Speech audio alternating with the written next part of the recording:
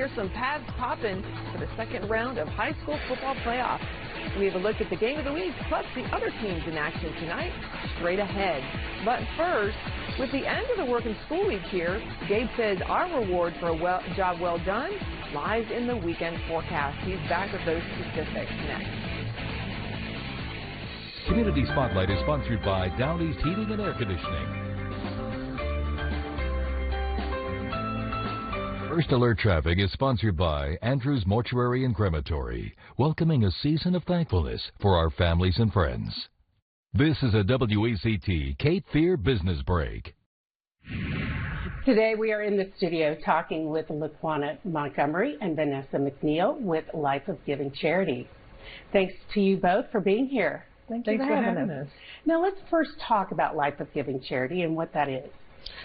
Okay, Life of Giving Charity is a nonprofit organization. We do a lot of events. One of our events that we do yearly is a Christmas event. And what inspired me to do this Christmas event is that we wanted to make sure that every child receive a gift every year. And I realized that just a small act of kindness just brings the joy and smile to the children's faces. Now let's talk specifically about that event. The event that we sponsor yearly during Christmas time is the Who Village. And the Who Village is an event. It's free to families. It was inspired by How the Grinch Stole Christmas. And it's an event that the families can come out. They can do all kinds of activities. We have s'mores. We have hay rides. We have a train. So many things that they can do. And the important thing is it's free. Each child does leave with a gift. That's our whole mission. So let's talk about the specifics. Yes, the event this year will be taking place on November the 29th and December 20th in Tar Heel. Doors open at 6 p.m. and there are a number of locations where you can drop off gifts for the children.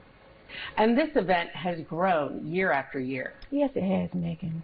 We started out seeing maybe 10 to 15 kids, and even though it was small, it still filled our hearts just to see the smiles on their faces. But last year we saw over 500 children.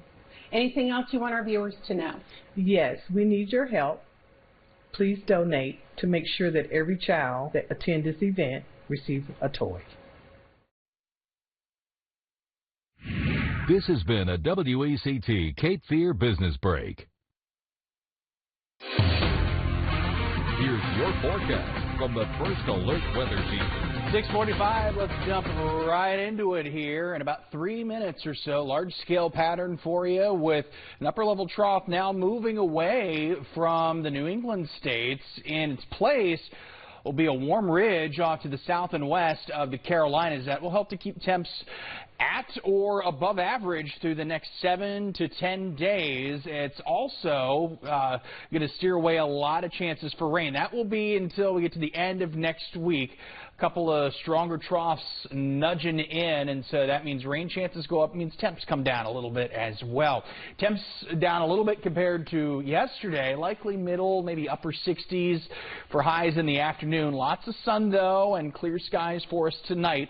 Not quite as cool as winds shift back to the west and southwest.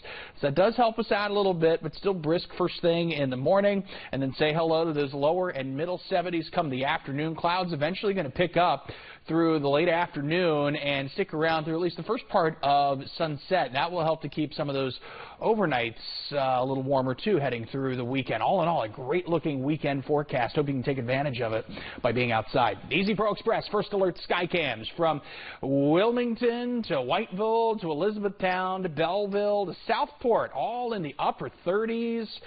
Lower, middle, and upper 40s from Carolina Beach to OIB to Surf City, respectively.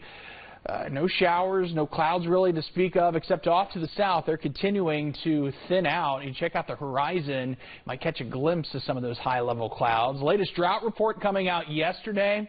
More moderate drought spreading across areas north of 74, 76 here in the Cape Fear and across the rest of the Carolinas. Some pockets of D2, severe drought remaining. So not going to get much help from Mother Nature here the next little bit, the way this is shaking out and the high pressure that continues to build off to our south and west. Couple little